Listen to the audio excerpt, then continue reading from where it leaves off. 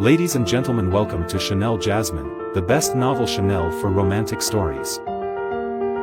Hai guys, selamat datang di channel Jasmine, channel terbaik untuk menyimak novel-novel romantis.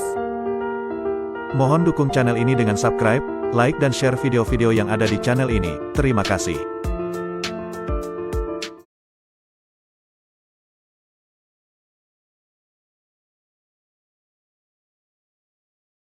Kaisar Agung Seni Bela Diri Bab 901 menebak bahwa tombak pembantai dewa kemungkinan besar dibuat menggunakan teknik dari kitab pandai besi. Hati Luo Xiu yang awalnya tenang mendadak bergejolak dengan semangat. Hanya sedikit hal di dunia ini yang bisa membuatnya benar-benar terguncang, dan kitab pandai besi adalah salah satunya. Bagi Luo Xiu, kitab pandai besi sangatlah penting. Sejak kehidupan Tai Sang King, ia telah menemukan bahwa jika seseorang dapat menguasai kitab alkimia, kitab formasi, dan kitab pandai besi secara bersamaan, maka ia dapat menemukan jalannya menuju kesempurnaan mutlak. 1.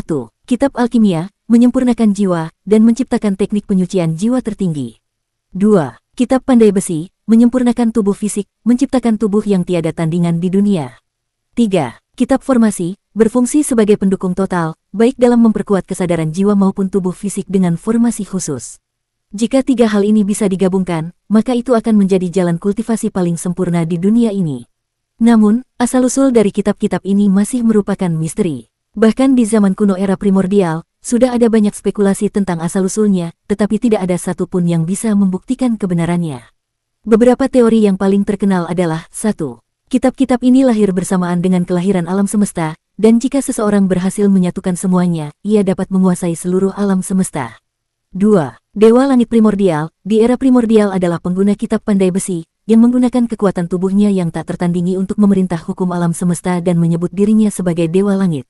3. Penguasa reinkarnasi, di era reinkarnasi adalah pengguna kitab alkimia, yang menguasai hukum jiwa dan reinkarnasi, membuatnya memiliki kekuatan yang setara dengan Dewa Langit Primordial.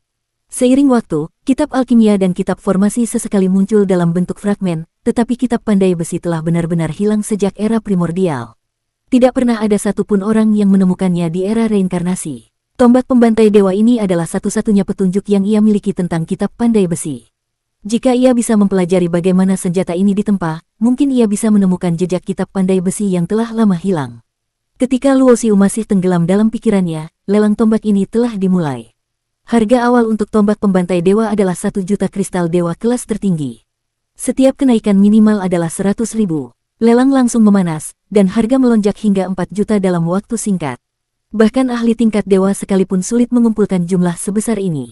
Mereka yang menawar dalam kisaran ini pastilah kekuatan besar yang telah berdiri selama ratusan ribu hingga jutaan tahun. Aku menawar 6 juta kristal dewa kelas tertinggi.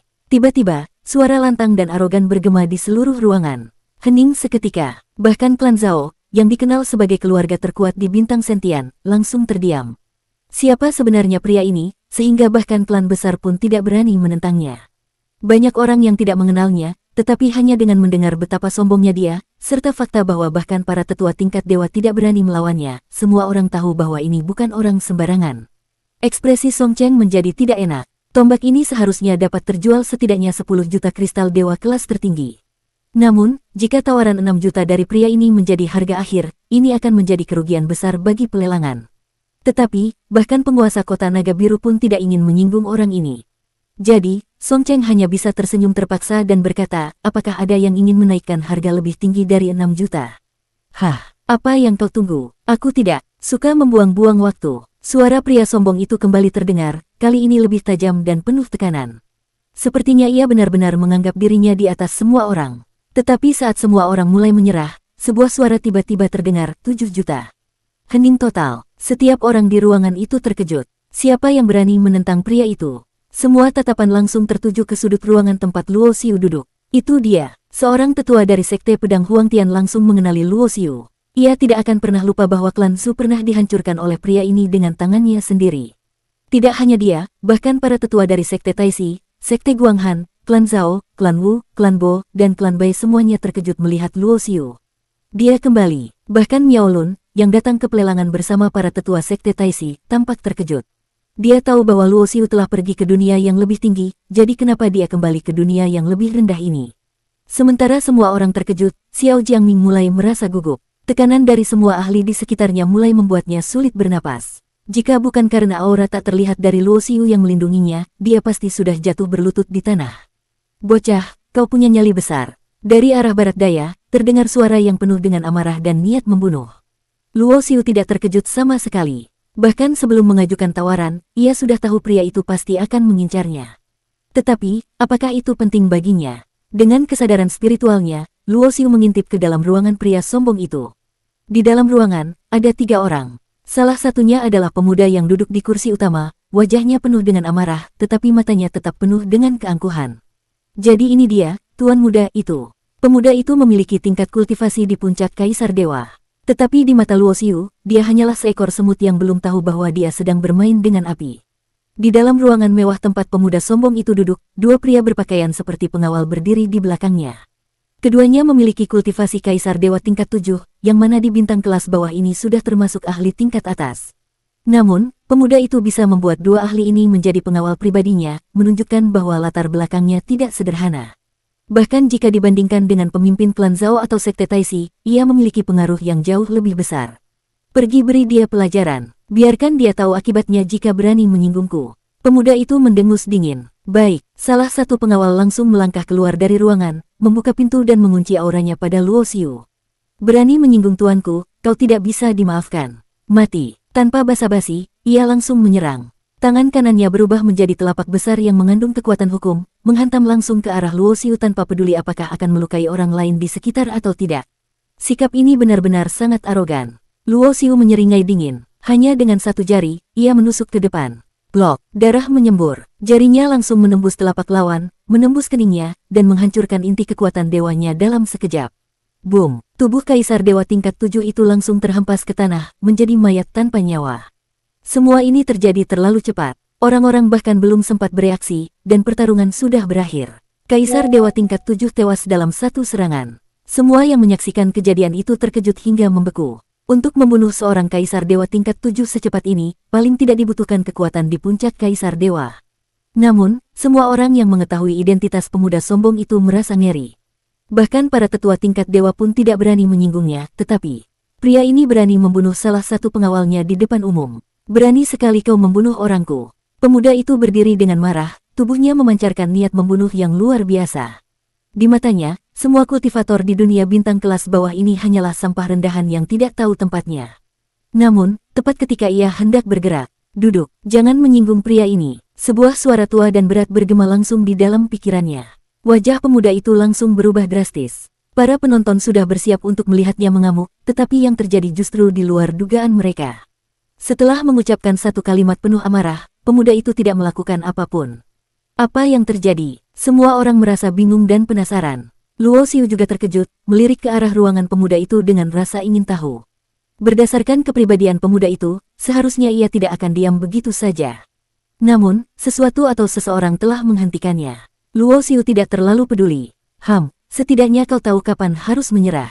Ia berbalik, menerima tombak pembantai dewa dalam cincin penyimpanan, lalu menyerahkan kristal dewa untuk menyelesaikan transaksi. Dia sangat ingin meneliti tombak itu lebih dalam, tetapi tempat ini bukan tempat yang tepat untuk melakukannya. Lelang pun berlanjut, tetapi tidak ada lagi barang yang menarik perhatiannya. Xiao Jiangming juga mulai terlihat kelelahan setelah kegembiraannya mereda. Luo Xiu hendak mengajaknya pergi, tetapi tiba-tiba, para hadirin sekalian, selanjutnya kami akan melelang akar dari tanaman obat misterius. Bahkan para alkemis terbaik yang kami hubungi tidak tahu asal-usulnya. Yang pasti, akar ini memiliki energi yang sangat murni dan besar, bahkan melebihi obat suci tingkat dewa. Silakan lihat sendiri. Song Cheng mengeluarkan sebuah kotak giok, penutupnya terbuat dari kristal transparan, memungkinkan semua orang melihat akar obat di dalamnya. Akar itu berwarna coklat keemasan, panjangnya sekitar 1 meter, tetapi terlihat kering dan kurus. Namun, energi yang dipancarkannya sangat kuat. Apakah ini akar dari obat tingkat Kaisar Dewa? Beberapa orang terkejut dan mulai berspekulasi. Bahkan obat tingkat dewa sudah sangat langka di dunia bintang kelas bawah ini, apalagi obat tingkat Kaisar Dewa. Luo Xiu awalnya tidak terlalu peduli. Bahkan jika itu benar-benar obat tingkat Kaisar Dewa, baginya itu tidak ada artinya. Namun, ketika ia melihatnya lebih dekat, matanya tiba-tiba membelalak. Akar Dewa Hunyuan. Dalam sekejap, hatinya bergetar hebat. Obat ini bukan hanya obat biasa, ini adalah salah satu bahan utama untuk meramu pil Dewa Huntian. Pil ini adalah satu-satunya pil yang bisa membantunya menembus ke tingkat Dewa Agung. Sejak di wilayah abadi, Luo Xiu sudah tahu bahwa untuk menjadi Dewa Agung akan sangat sulit baginya. Satu-satunya cara adalah dengan mendapatkan pil Dewa Huntian, yang membutuhkan dua bahan utama. 1. Buah Dao Tianfa. 2. Akar Dewa Hunyuan. Namun, bahkan di 3000 dunia besar, ia menganggap tidak mungkin menemukan bahan-bahan ini. Tapi sekarang, salah satu bahan utamanya justru muncul di dunia bintang kelas bawah ini. Pertama, ia menemukan tombak pembantai dewa, yang mungkin memiliki hubungan dengan kitab pandai besi. Sekarang, ia menemukan akar Dewa Hunyuan, yang merupakan kunci untuk menembus tingkat dewa. Apakah ini kebetulan, ataukah takdir telah mengaturnya untuk menemukan semua ini? Yang lebih mengejutkan lagi, para kultivator di sini sama sekali tidak tahu nilai dari akar ini. Mereka mengiranya sebagai akar obat kaisar dewa yang sudah tua dan hampir kehilangan khasiatnya. Luo Xiu hampir ingin tertawa. Hari ini benar-benar hari keberuntungannya. Ia tidak peduli berapa harga awal yang akan ditetapkan, dia pasti akan mendapatkan akar ini. Bersambung.